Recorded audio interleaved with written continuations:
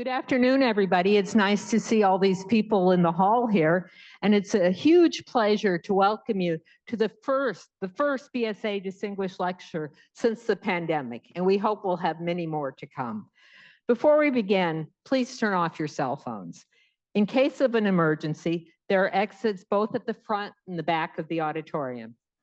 Our speaker, Professor Katherine Freese from the University of Texas at Austin, is a world-renowned expert on cosmology and the search for dark matter.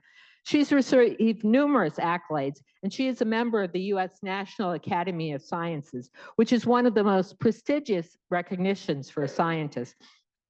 Professor Freese is the director of the Weinberg Institute for Theoretical Physics and the Jeff and Gail Kadowski Endowed Chair of Physics at the University of Texas at Austin. There, she's also director of the Texas Center for Cosmology and Astroparticle Physics. Professor Freese is a popular speaker on the search for an understanding of dark matter. She authored the book, The Cosmic Cocktail, 3 Parts Dark Matter, and was awarded the 2019 Lilienfeld Prize from the American Physical Society for groundbreaking research at the interface of cosmology and particle physics, and her tireless efforts to communicate the excitement of physics to the general public. She gives a great many public lectures, and we're very privileged to have her here today. The title of today's talk is The Mystery of Dark Matter in the Universe. Please save your questions for the end of the talk. Let's welcome Professor Freese.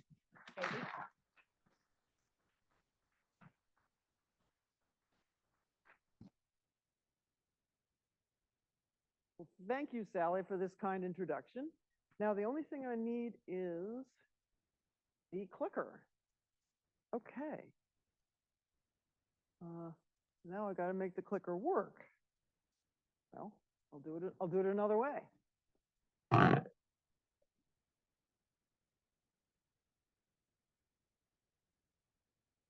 like to start talks by thinking about the progress for humanity that the field of cosmology has made. Let's go back to antiquity. I'm sure people ask the same questions. What's out there? Who are we? How do we fit into the big picture? And they had creation myths.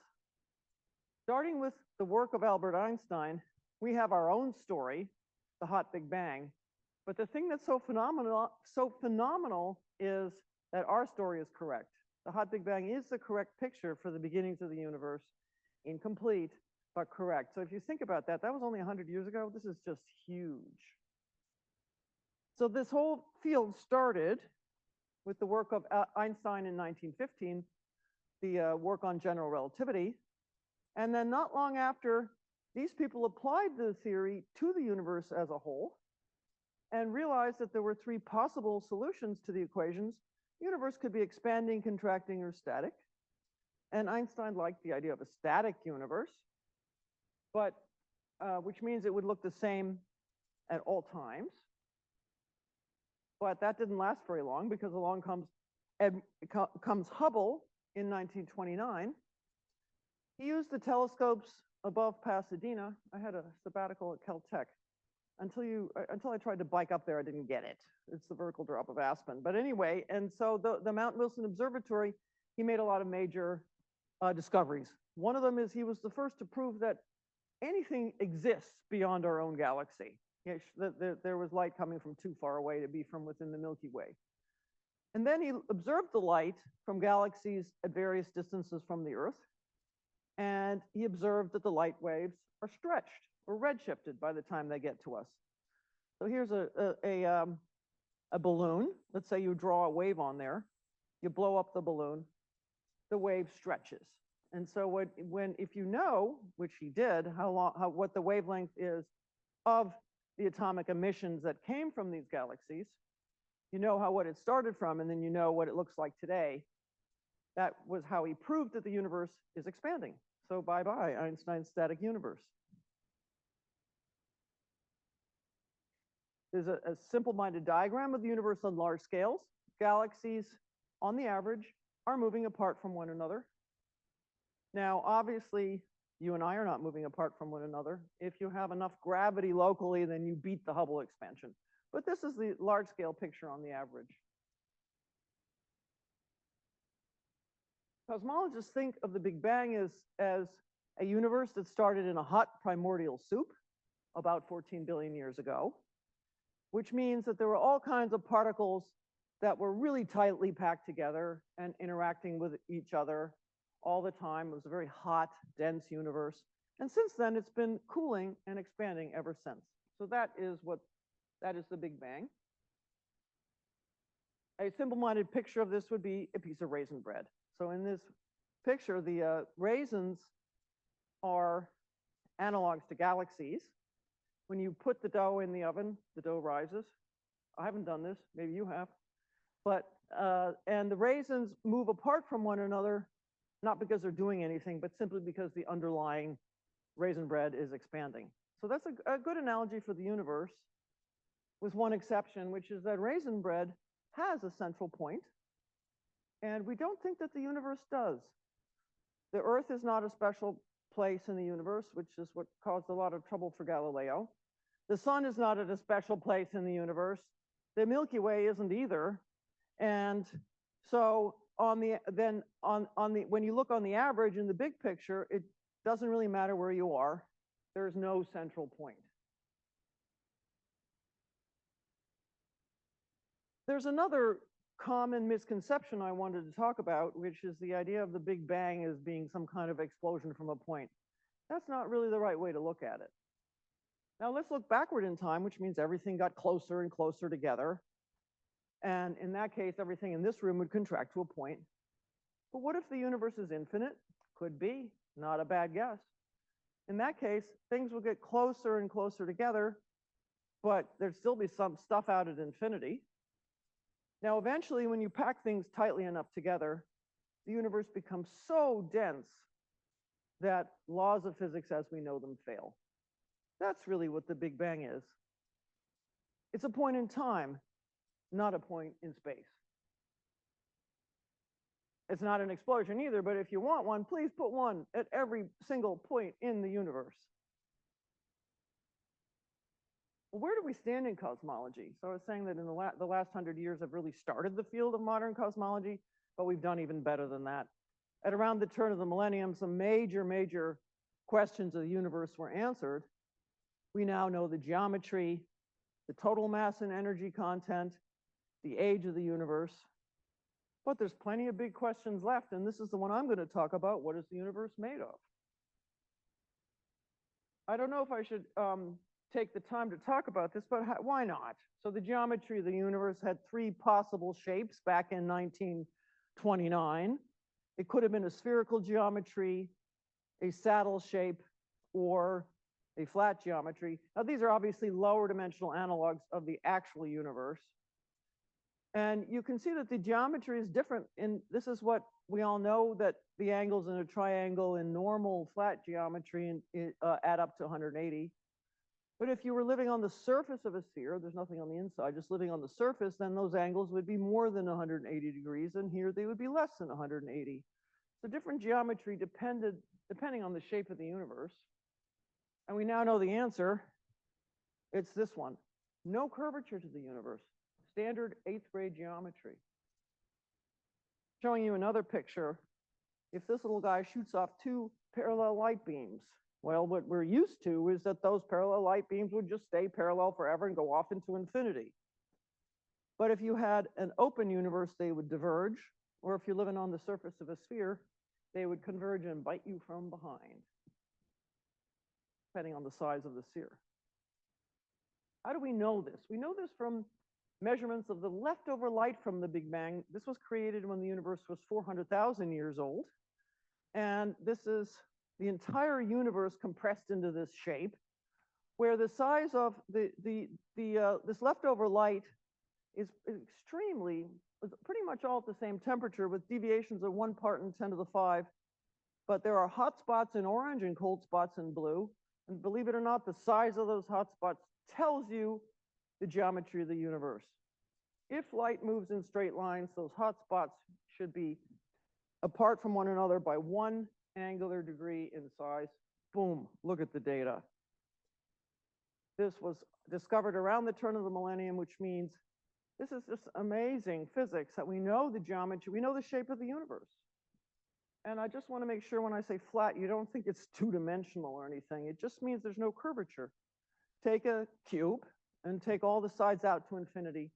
That's all. That's what I mean. I think I'm just going to skip ahead. Well, geometry is determined by the matter content. There's an equation. That's Einstein's equation of general relativity.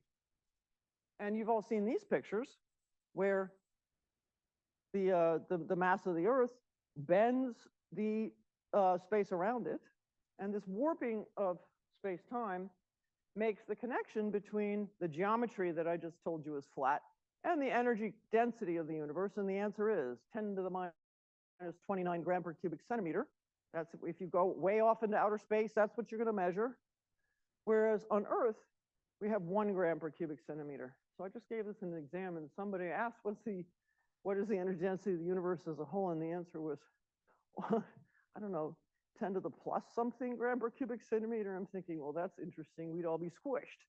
But now I have a very funny story about how I tried to explain this to the Queen of Sweden.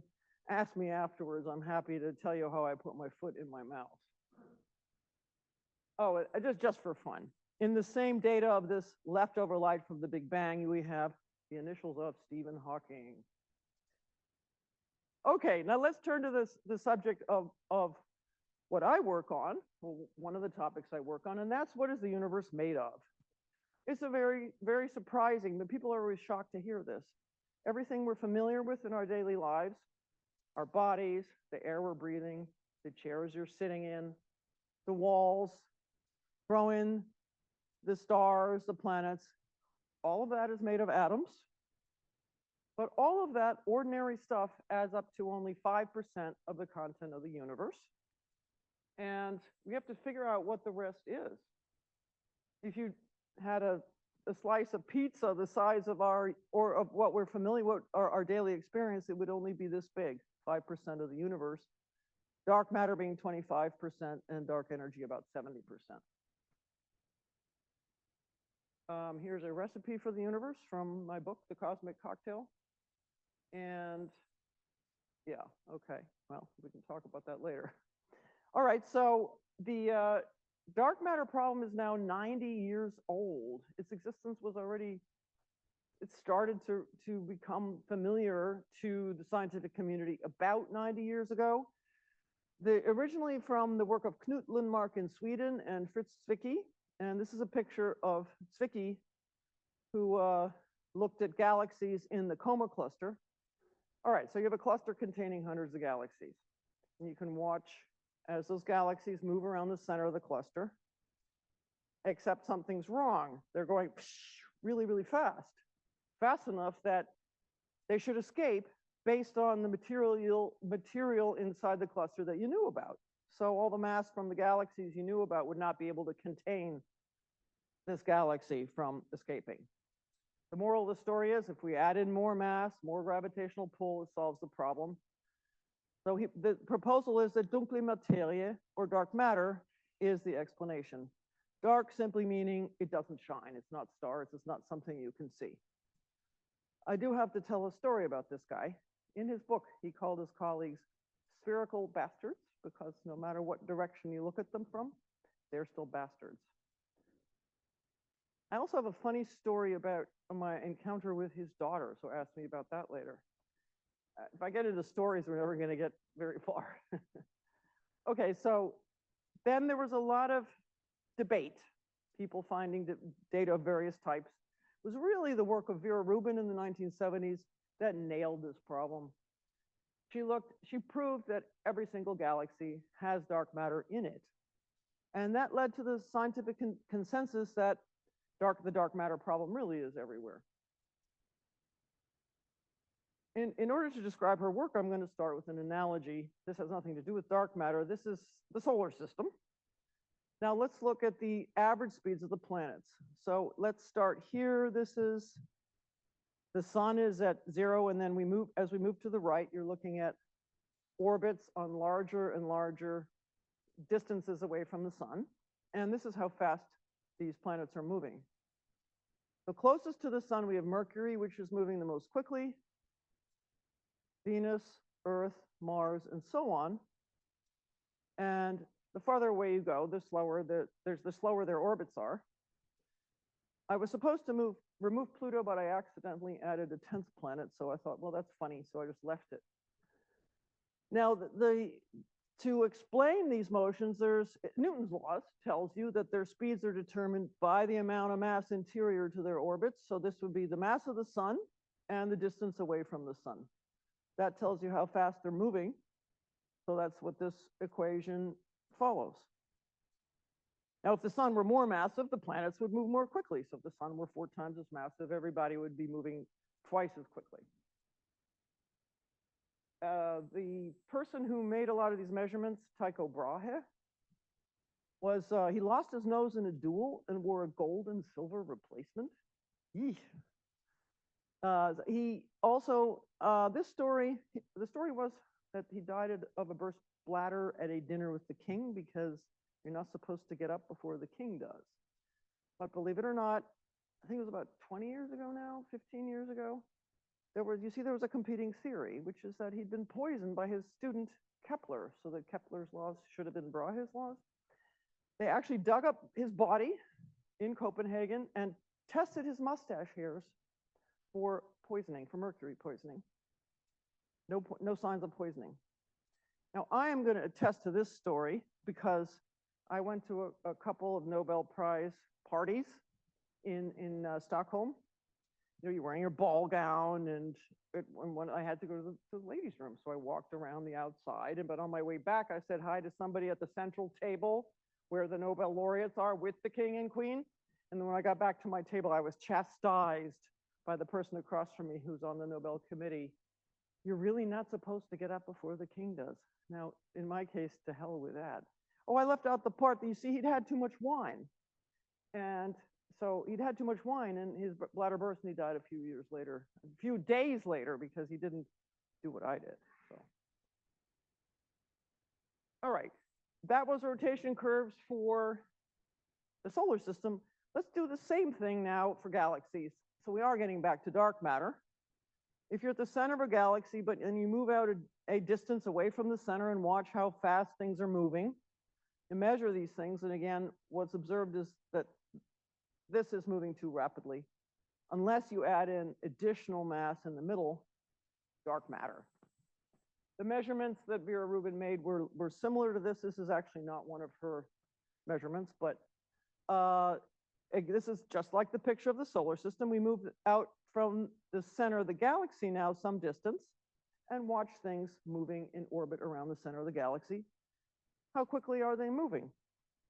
If it was just the stellar light, that's what you would expect, just like we saw for the solar system. But instead, this is what's observed. It's called a flat rotation curve. Things are moving or are in very rapid orbits. How can that be? Well, let's add an additional mass in the form of a halo. So if you have additional dark matter in there, then that explains these rotation curves. Let's do an example, the Milky Way, our own galaxy. I want to start with in the center of the Milky Way, shown in yellow, is a supermassive black hole that weighs about 4 million times as much as the sun. And half the Nobel Prize in 2020 went to these two for the discovery of this supermassive black hole. What they saw is if there's a black hole here, then you would expect things to be orbiting really, really fast around this big mass, same idea. And they were able to prove you had to have that much mass in this small a radius. That's a big, big black hole. Let me say right off the bat, supermassive black holes are not the dark matter. Every galaxy does have one at its center, but they only make up a tiny fraction of the universe as a whole. Well, let me get back to the Milky Way, and now moving away from that central black hole, this is like a pinwheel, spiral arms of structure. For example, we have the sun out here. And now let's take that whole thing. When you look into the night sky, that's what you see, but let's put it on the side. That's known as the disk of the galaxy. Again, here's the center of the galaxy. There's the sun, 25,000 light years away. But that disk is just a tiny, tiny piece of the whole story. Artist's rendition of the Milky Way as a whole. There are those spiral arms. But look at this giant spherical thing that we call a halo. I don't know the origin of that word, but it's the halo of dark matter, and it's made mostly of dark matter. And we need it to explain our observations. So what I've showed you so far was the initial way that the existence of dark matter was inferred from the way things are moving very rapidly. I want to show you some additional evidence for the existence of dark matter. Einstein also predicted gravitational lensing, which means that mass bends light.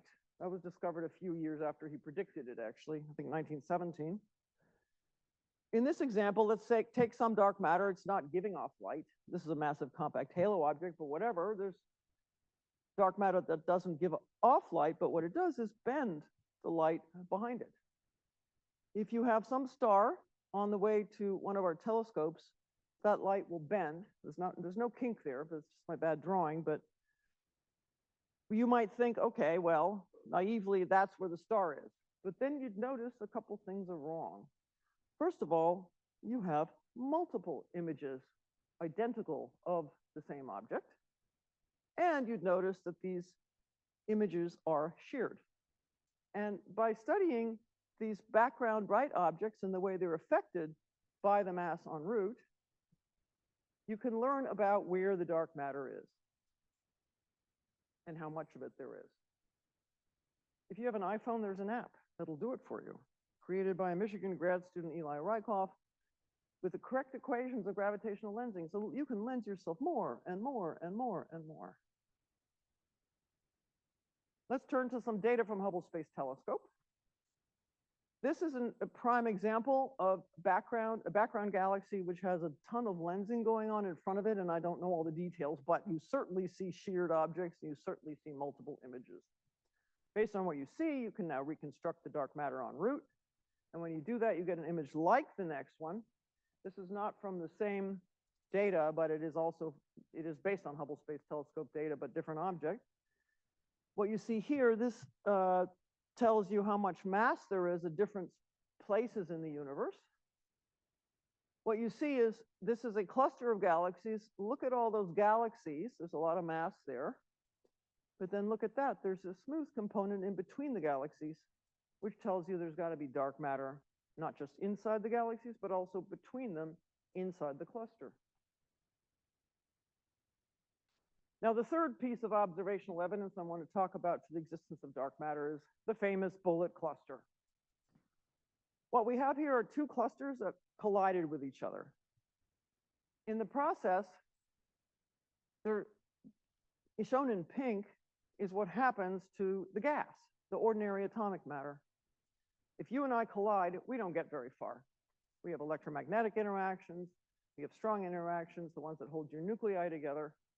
And that means that the atomic matter gets stuck, gives off X-rays, which was how we know that it's there. But then again, using gravitational lensing, look at this, there's more mass shown in blue. The dark matter did not have any of those interactions, it just kept going. And that tells you quite clearly that there's a difference between the behavior of these two types of matter. Very hard to explain, for example, with modified Newtonian dynamics, these ideas of modifying Newton's laws instead of having dark matter, very hard to explain this. I think I'm going to skip ahead here, no doubt because I did, somebody will ask about it. But I just wanted to say that the evidence for dark matter is everywhere, and I've showed you some, but not all of the evidence. And one of the ones that's absolutely impossible to beat is that very early picture I showed you that got the geometry of the universe. Well, there's 7 peaks in there, and from that you can also infer the existence of dark matter. It's really, really everywhere. Well, now we have the question, okay, what is it? The first thing that people tried were simple things like rocks or dust, snowballs of hydrogen, but all of those would have observational consequences that, in fact, we don't see. So those don't work. And then at this point, we don't know the answer. We have many, many candidates. And I'm going to focus in a little bit on the two that have the strongest theoretical motivation, the WIMPs and axions. But before I do that, let me talk about some of the other ones in here that are very interesting. Neutrinos. We know they exist. Some of you in the audience study them. Wouldn't that have been great if neutrinos just solved the problem? No, of course not. It doesn't work. It was known in the 80s that they would ruin galaxy formation because they're very light and they would stream out of protogalaxies and break them apart. So it can't be neutrinos. On the subject, do I have more on neutrinos? No, I don't. But and then their masses were actually discovered from neutrino oscillations in the last 10 years or so, and we know what their masses are. So the neutrinos contribute 0.5% of the content of the universe, not 25%. Well, those are the ordinary neutrinos. It's possible that there's additional neutrinos called sterile neutrinos. That is a possibility. That's interesting. Primordial black holes, and I like to show members of my group who work in this area. This is Florian Kuhnen, my former postdoc. He's now in Munich. And what are primordial black holes? Well, they're little black holes that would have formed very early in the history of the universe, in the first fractions of a second. And the way it works is that you have some region in the universe that has extra matter compared to its neighbors. In fact, it has so much matter that it collapses into itself and makes a black hole. There are many places this could have happened.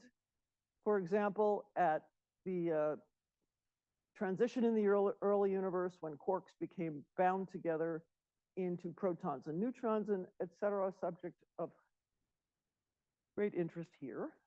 And the pressure drop when that happened led to black holes. This subject has been around for a while, but it's seen a resurgence of interest due to the discovery of gravitational waves in the LIGO detector in 2016. They discovered merging black holes. Whenever you move your hands, you do anything, you're creating gravitational waves, but the only ones we can see are merging black holes. I just got to show us a cool picture. This is what gravitational waves do. They stretch space in one direction and contract it in the other, and then they move along like a screwed up slinky. Okay, and again, this is just so exciting that I have to mention it, which is the discovery of gravitational waves by LIGO. This is a 4-kilometer arm, another 4-kilometer arm, and when one of those gravitational waves comes along, it stretches one arm by the fraction of the size of a proton and shrinks the other one by the same amount. And yes, they're able to detect that. It's just amazing. So going back to this list of candidates, there are a lot of interesting possibilities in here, but I said from the get-go that these are the two with the best theoretical motivation, so let me focus on those. The reason I say that they have the best motivation is because they were not invented to solve the dark matter problem. They're automatically there in particle theories where people are working on different problems that have nothing to do with dark matter. So it's like you're killing two birds with one stone. Axions, they're very light particles, and the theory of strong interactions that hold our nuclei together, there was a problem with that theory, which was in the solution of it, you automatically have new particles that are perfect dark matter candidates. They're just there for as a gift. And the people who first noticed that independently were Steve Weinberg and Frank Wilczek. So they're very light, weighing a trillionth as much as a proton, yet they're very slow moving. And at this point, I have to say a little more about Steve Weinberg because he was at UT, a few doors down from me on the 9th floor. And he was one of the great minds of our time and an incredible, wonderful human being as well. And he not only did amazing science as one of the founders of the Standard Model of Particle Physics, but he also wrote really great books for the public and technical books. So if you have a chance, you might want to take a look at those. They're really wonderful. Subsequent to his passing, we now have the Weinberg Institute for Theoretical Physics at UT Austin. which has 3 centers within it. I'm the overall director. We also have, but within we have the Cosmology Center, the Gravitational Physics Center, and the Particle Theory Center. Last week, we had a conference for 4 days of star-studded speakers. I just wanted you to know about our new institute, what we're doing. Back on the subject of axions, my former postdoc, Luca Visinelli, was one of the authors of a review that shows that the searchers, this is a very active experimental area. This is the mass of the axions. This is how strongly they interact with photons. If you want to solve this problem in the theory of nuclear physics, then you have to be along this yellow curve. And some of the experiments, like the ADMX experiment, is really getting there. But people have said, well, okay, so maybe there are other axions, axion-like particles, that have nothing to do with the theory of strong interactions, but they could also be the dark matter. So look at that. There's all kinds of searches now in this field. Let me switch now to the other best motivated candidate for the dark matter, and that is WIMPs. That stands for weakly interacting massive particles. There was a journalist who asked me, okay, how many hit you? Well, so we did the math, and actually wrote a paper on it. The answer is billions pass through your body every second, and somewhere between 1 a day and 1 a month hits one of your nuclei, and you go unharmed. Very different from cosmic rays, which are flying around in the galaxy that have electromagnetic interactions with you, and it's, for example, a big problem for astronauts when they get above the atmosphere. But so WIMPs are harmless. They don't have strong or electromagnetic forces. They do feel gravity.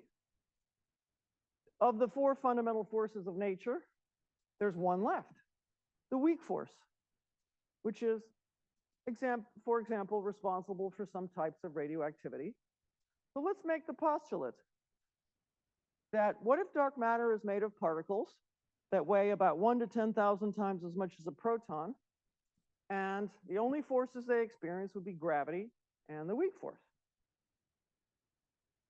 If you make that postulate, the great thing is you come out with exactly the right abundance of dark matter. We know how to calculate things in the early universe. It's really kind of amazing. All those particles were flying around, and they're all in equilibrium with each other, hitting each other. And so we know exactly how many there are. We know exactly what they're doing as far as interactions. And that goes also for the dark matter. If dark matter is made of self-annihilating particles that when 2 of them hit each other, they turn into something else. Now let's postulate that that happens with the weak force. Well, then we can calculate how many are left today, because as the universe expands, those annihilations stop. The particles can't find each other anymore. So if you do that calculation, you end up with the right abundance of dark matter today. And I don't expect you to exactly follow this formula, but just we have put in weak interactions for the annihilation. That's the only ingredient in getting the right abundance of dark matter today. There's a second reason that WIMPs are thought to be highly motivated candidates, and that is that they're already in particle theories for other reasons. For example, supersymmetry. Supersymmetry resolves some of the problems of the standard model. And here, every particle we know has a partner. The standard quarks and so forth have partners where you recognize the partner because you put a twiddle over the top. All of these are heavier than the standard particles that we're looking for and studying in accelerators all the time. And that's why we don't see them on a regular basis. The heaviest one decaying to a lighter, and so on. And the very lightest one could be the dark matter, and it could be a WIMP. Well, it's all well and good to have a nice candidate. Now you have to go look for it. And there's a 3-pronged approach to doing this. In this diagram, I've got 2 particles of ordinary matter interacting with 2 particles of dark matter, which I've labeled as X, with the weak force in between. The possibilities are you can make it, break it, or shake it. I'll talk about what I mean by that. And the fourth possibility is dark stars. That's my baby, so I hope I get enough time to describe that. The first way to search for WIMPs, you make them in accelerators. So at the Large Hadron Collider, this is a 17-mile ring with protons being accelerated to nearly the speed of light in opposing directions. Then those protons are made to collide at intersection points where there are detectors. The ones we're interested in are the ATLAS detector and the CMS detector. Just a few pictures. Gabriella Gianotti she's now the Director General, the overall boss at CERN. And there's the ATLAS detector. Look at this giant beast with a person standing in front. Peter Higgs and the CMS detector. So the first discovery of the LHC was the Higgs boson, which was the missing piece of the standard model of particle physics. And sure enough, there's a bump here at 125 times the mass of a proton. So it was discovered. And I do have to, if you don't know, Sally Dawson is known for her work on the Higgs. So Sally, who introduced me. And then the second major goal of the Large Hadron Collider at CERN would be, well, you just want to discover any new physics. But if you're specifically looking for something that would have been supersymmetry and dark matter, the way that would work is two protons would collide and then produce a chain of particles, a supersymmetric chain, where at the end, the thing that comes out is the lightest one, which could be a dark matter candidate, and that would just escape detection. So you'd have some missing energy or missing momentum that you would look for. Nothing seen yet, particles pushed to higher masses. Then, no discovery yet. Second way to search for these particles is, well, I just told you there's billions going through your body every second. Well, instead of using your body, use a real detector and find that interaction. This is known as direct detection. Here's a mock-up of some nucleus that you would have in your detector.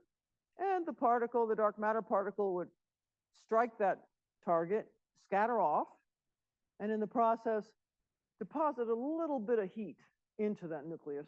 And you have to find that there's many approaches to doing that, to look for that energy deposit. Difficult experiments, less than 1 count per kilogram per day. Okay, so then I get to tell you about how I got into cosmology and studies of dark matter. So I get to brag about my wonderful PhD advisor, David Schramm.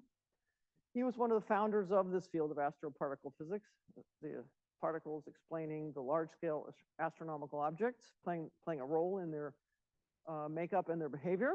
And our nickname for him was Shrambo, because he was a wrestling champion, and he was an Olympic hopeful. He just missed being in the Olympics as a wrestler.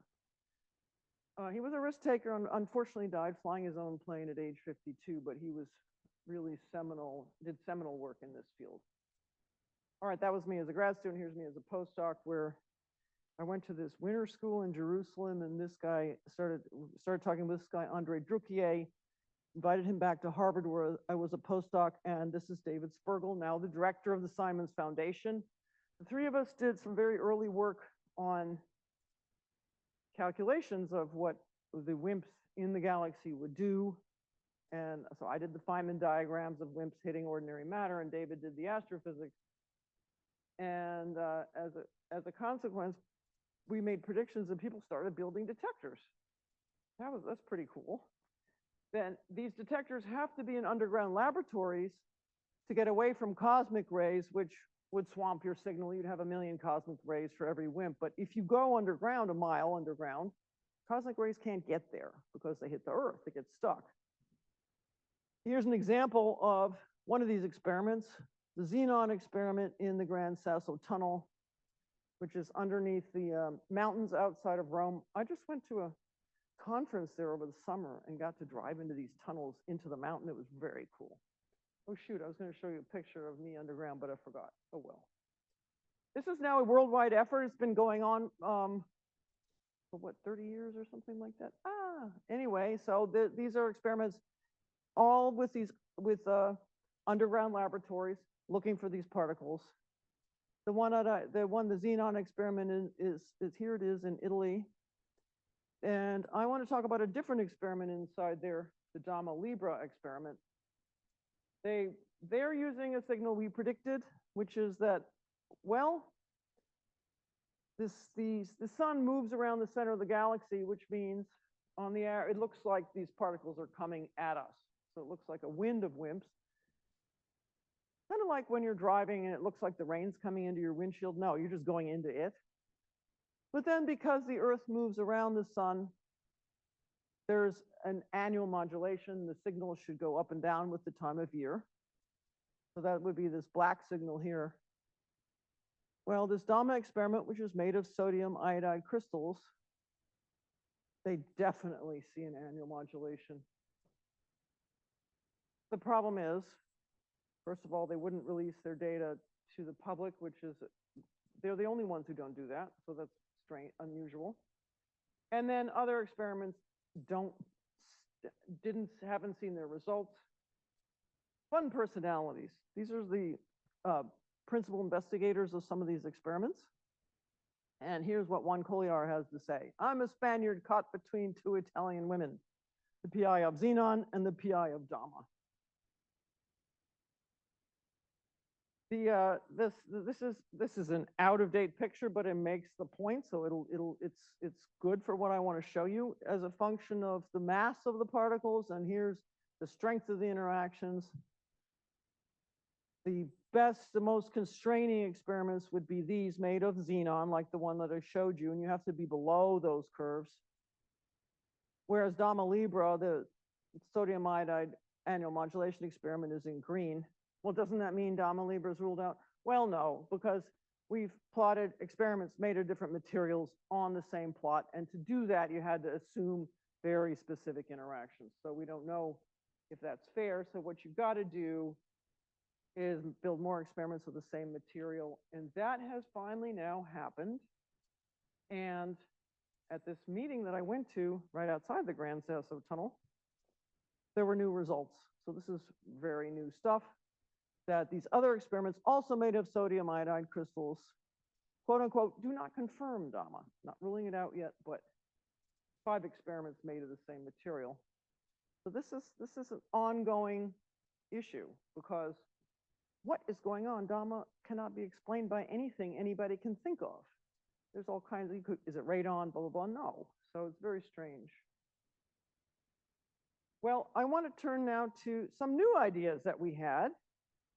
You know, it's rather fortunate. You can write a theory paper proposing something, and most likely that theory paper will go away. Well, once before that, it worked out rather well for me in this direct detection business. And now we have another one, which is paleo detectors. Here, the idea is, instead of using these ton-scale vats of xenon, instead what we're going to do is dig down 5 kilometers and pull out ancient rocks. Those rocks have been sitting there for 500 million years, collecting tracks of particles hitting. And people had tried mica as a way to do this 30 years ago, but it didn't work. Why? And why can we do better now? Because there are nano tools to do readout. You can identify nanometer tracks in 3D. This is now, so it's doable. And by the way, these experiments are useful for a lot of things. You can find dark matter. You can find neutrinos from supernovae over time. If you get rocks of different ages, how many supernovae went off in our galaxy? You can monitor nuclear reactors with this stuff. You can study cosmic ray neutrinos. The thing that was mind-boggling to me, yeah, we wrote a few papers, and then these two guys, my student at the time, Sebastian Baum, and my postdoc, Pat Stengel, they started collecting experimentalists. Sebastian got people at SLAC involved. Next thing you know, I'm going to a conference in Trieste, and there's 50 people working on this from all over the world, Japan, Germany. The Karlsruhe Institute of Technology is buying into this. And as an example, this is cool. So what happens here is that along comes a particle and it makes a vacancy in a crystal lattice. It knocks something out. And then as a consequence, there's a fluorescence that leads to that rock changes color. Hence, they're called color centers. I think they were being used at the time for monitoring nuclear reactors. And well, guess what? One of these different groups all over the world. Okay, so Josh Spitz at Michigan, which is where I was at the time we started this, got $1.5 million from the Moore Foundation to study neutrinos from cosmic rays. And we got, led by Patrick Huber at Virginia Tech, one of the color center people, an NSF grant for $3.5 million. I'm not really part of this. It's for experimental efforts. But, so this is actually happening. Okay, well, we also go to conferences and have fun. Third way to look for these particles is known as indirect detection. Here you're searching for products of the annihilation. I said that in the early universe, you've got a lot of annihilation going on of these particles. Well, it still happens in pockets of the universe where there's an overabundance of WIMPs compared to the average. Well, if two dark matter particles collide, they produce something, maybe W plus, W minus from the standard model, et cetera, goes along in a chain of decays. And in the end, you get three primary things: neutrinos, high energy photons known as gamma rays, and positrons. So again, that's the same annihilation that gave you the right WIMP abundance in the early universe. These indirect detection experiments use that same annihilation.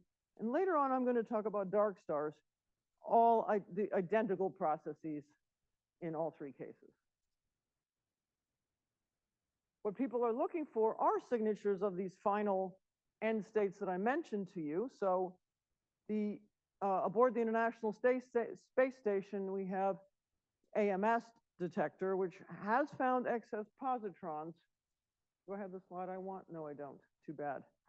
I'll tell you later. But anyway, so no, it cannot be. So no, these positrons are not due to dark matter. Well, I might as well tell you the slide that I'm sorry I'm missing. It was my son was an author of one of the papers that showed it can't be, although he's now doing nuclear physics, and you may see him someday at the EIC. Anyway, then at the South Pole, you've got the ice cube detector searching for neutrinos.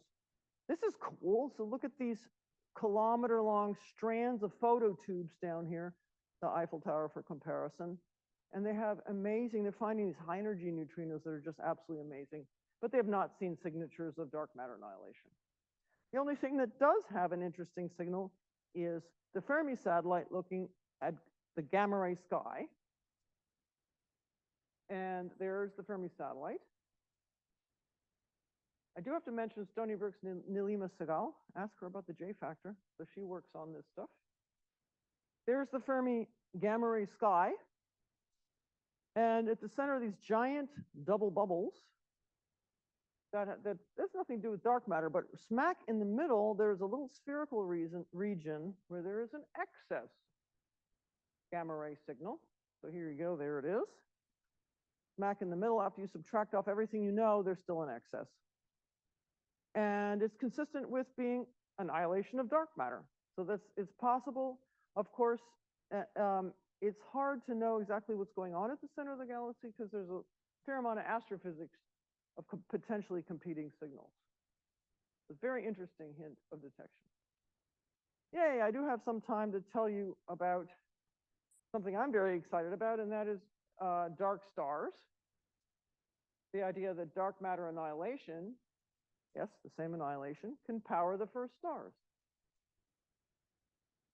So this is an idea that I had with Doug Spolyar and Paolo Gondolo in 2007. We named it without knowing about this cult film. It's a terrible film.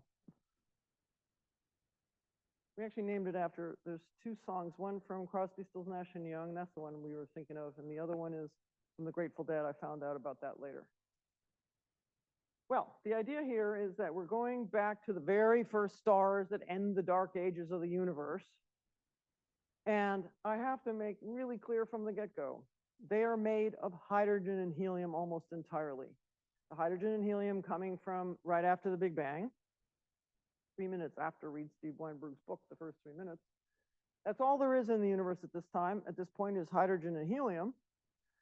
Now, the dark matter only constitutes less than 0.1% of the mass of the star. So dark stars are not made of dark matter.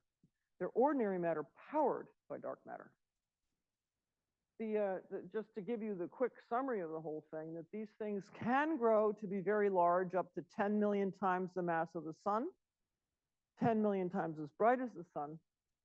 And we now have candidates from the James Webb Space Telescope, so I'm really excited about that. The other sort of big picture conclusion about these things is that, well, if you have a million solar mass star, once it runs out of dark matter fuel, it'll collapse directly to a black hole. If you have million solar mass seeds at the very, very early universe, that million solar mass black holes, they would make very nice seeds for the billion solar mass black holes that are too hard to explain with normal astrophysics. So this could be a solution to that problem. Well, I've now told you why you should care about these things, but let me go back and describe what they are. We're talking about 200 million years after the Big Bang. Remember, the universe is now 14 billion years old. Well, at that time, you had protogalactic objects. And right at the centers of those, you have the conditions that are ripe for star formation. There are collapsing clouds of molecular hydrogen. In the standard picture, they would collapse down to really, really tiny little nuggets and then build back up to maybe 100 times the mass of the sun.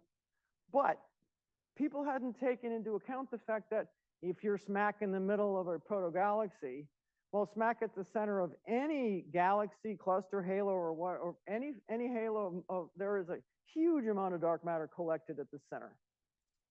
And we asked the question, okay, what would the dark matter do? Well, as this cloud cools and collapses, it pulls in even more dark matter. So you have a huge reservoir of dark matter sitting there, and it starts annihilating. Same picture I showed you before.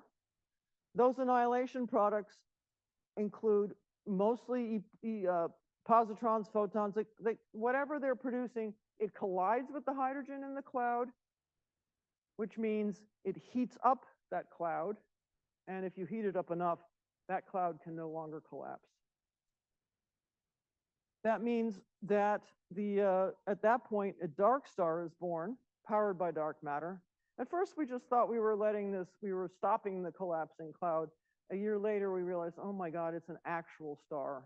It's really, really satisfies all 4 equations of stellar structure. It's really a star.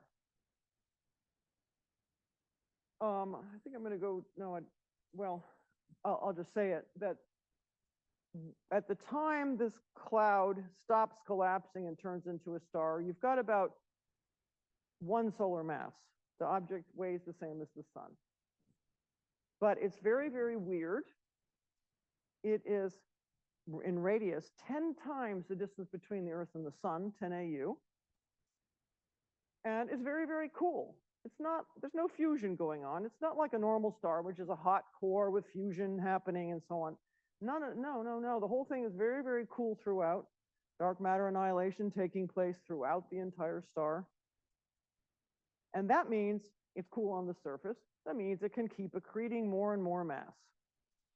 Eventually, you just let her rip, it can end up 10 billion times as massive, or 10 million times as massive as the sun and 10 billion times as bright. And it just keeps growing as long as you have the dark matter fuel around.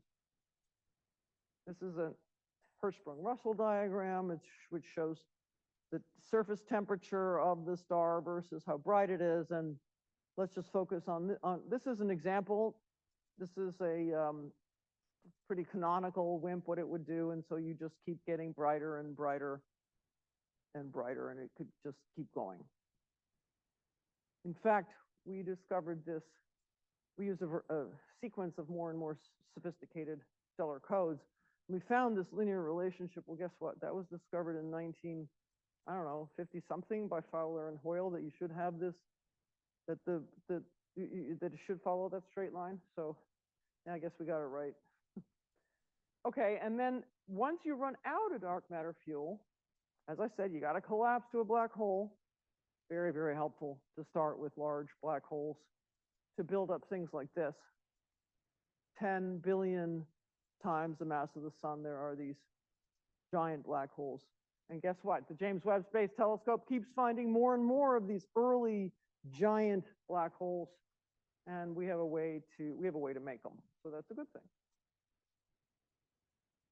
Well, I just wanted to get back to observing with the James Webb Space Telescope, which has now been taking data and finding a lot of really exciting results. The sequel to Hubble. The one supermassive dark star would be as bright as an entire early galaxy of stars. Is observable with the JWST. In fact, in 2010, the Nobel laureate John Mather said to us, hey, make some predictions for the James Webb Space Telescope. That this is the only type of first star they'd be able to see. Littler ones they wouldn't be able to see. So we did, and this is very early paper showing, okay, these are the filters of the James Webb Space Telescope, their sensitivity. And you have to be above those blue curves. Yup, we can get that. And in fact, this is now from a year and a half ago. So the numbers of objects have gone up, but at the time there were only 5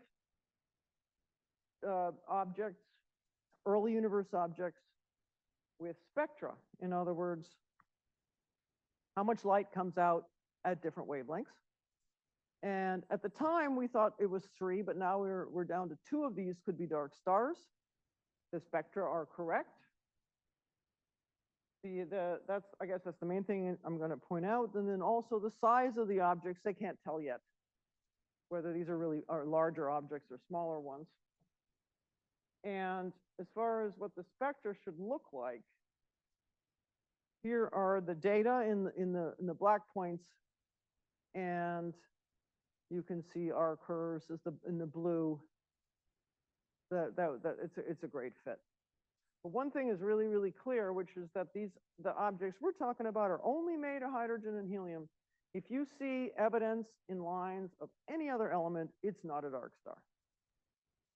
And in fact, I wanted to go back to one other thing that would be a smoking gun for dark stars. There is a particular helium line that you would only see as an absorption line in dark stars and not in galaxies. So if you see this, then you know, you really know that you found one of our guys. This is out of date. They found a lot more than 700, but at the time we did this work, they found, the point is they're finding tons of these things. It doesn't matter what the number is, and they're assuming that they're galaxy candidates, but they don't really know. The other thing that's strange is there's been talk, does what they're finding break the standard model of cosmology, which is called lambda CDM? Because there's too many galaxies and too massive galaxies for the standard model of cosmology. Of course, people are trying to fix it in various ways, but fine with me. Some of those are dark stars. They're not galaxies at all. So I guess our results is that of the 5 objects that had published spectra, 2 of them are consistent with dark stars. And you bet we're going to keep looking as more data come in for more objects. To summarize the story of the searches for WIMPs, there was the 3 prongs I talked about, and then in addition, there's looking for dark stars, because if you find a dark star, then you'll have learned something about the dark matter. By the way, it doesn't have to be WIMPs. It could be any dark matter that succeeds in heating up this cloud of hydrogen. So for example, some types of self-interacting dark matter, and we're investigating others. Well, I only have time in discussing this big 70% of the universe to make a joke. Let me tell you the one well, dark energy. Okay, so this was shocked the hell out of everybody. Apparently, the universe is accelerating. In this picture I showed before, not only are galaxies moving apart from one another, that they're actually being accelerated apart from one another. So the universe accelerating means the underlying space is accelerating. Well, so the problem is, although dark matter, you know something very basic about it, which is all types of matter feel gravity. Ordinary matter, dark matter, they have that in common. So they're attracted towards one another. The different particles are pulled together. So this cannot be matter of any type. It's something has an effective repulsive behavior. It's pushing things apart. Theoretically speaking, this is very tough. It may be a cosmological constant, which is the term Einstein had put in originally to make a static universe. If you different combinations, actually, if you put that back in, you get an accelerating universe. Could be that. That would be or it could be a time-dependent vacuum energy. Could be Einstein's equations need modification on the theory side. We really don't know. On the observational side, what people are going after is it a constant, or is this abundance changing with time, the dark energy abundance? And there's an experiment called DESI, which has tentative hints that it might be changing with time, and we'll know more about that in the near future. Both theory and observation are very difficult. All right, now to my joke. This was a panel that I sat on at the World Science Festival in New York in 2011.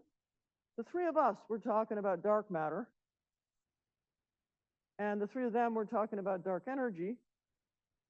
And I made a comment, there's only one thing that is absolutely sure, for sure. Dark matter is attractive while dark energy is repulsive. And that is, I guess that picture, you used that picture.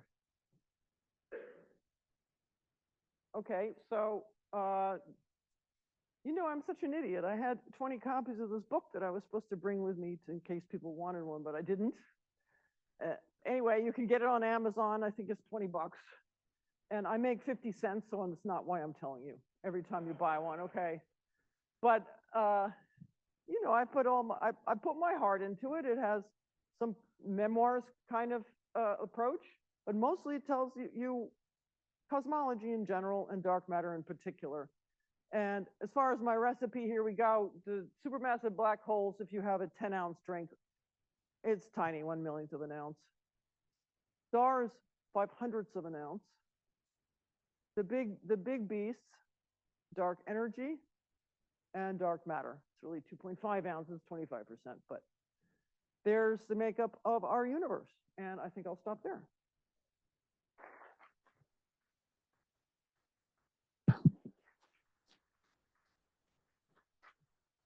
Thank you very much for the beautiful talk. We have time for a few questions.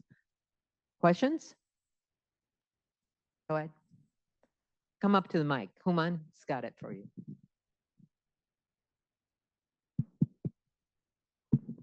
Thank you. Very nice talk. I have a question. You know what?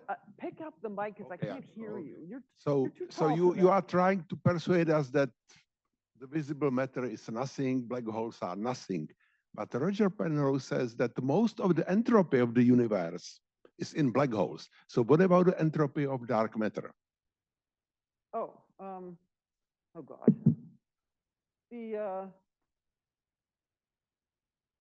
entropy of a dark matter particle would be comparable to the entropy of a proton or something like that. I mean, it's a thermodynamic system. So scaling is temperature cubed or whatever, and some factors of order 1 out front. I may have gotten the power wrong, but. So the black hole will win in terms of the entropy. Yeah. Oh, yeah. Yeah. Mm-hmm. Other questions? Go ahead.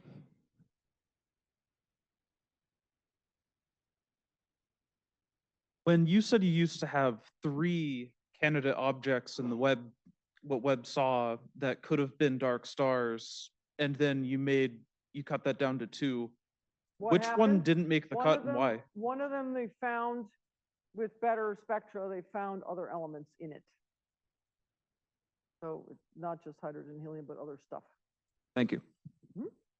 We've looked, by the way, as far as some of the, James Webb has found all kinds of early AGNs, which is essentially black holes. And we're looking at those one by one. And so this is sort of, we have a beautiful solution to explaining those. So as more data comes in, one thing that's going to change everything over time, the problem is the objects that we're getting data on now, the resolution's not great.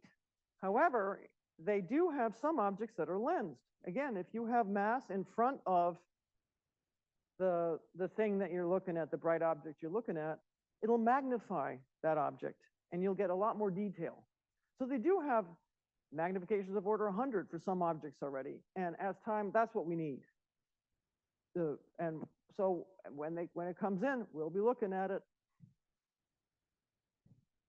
Okay, anybody else? Okay, well, let's thank Katie again.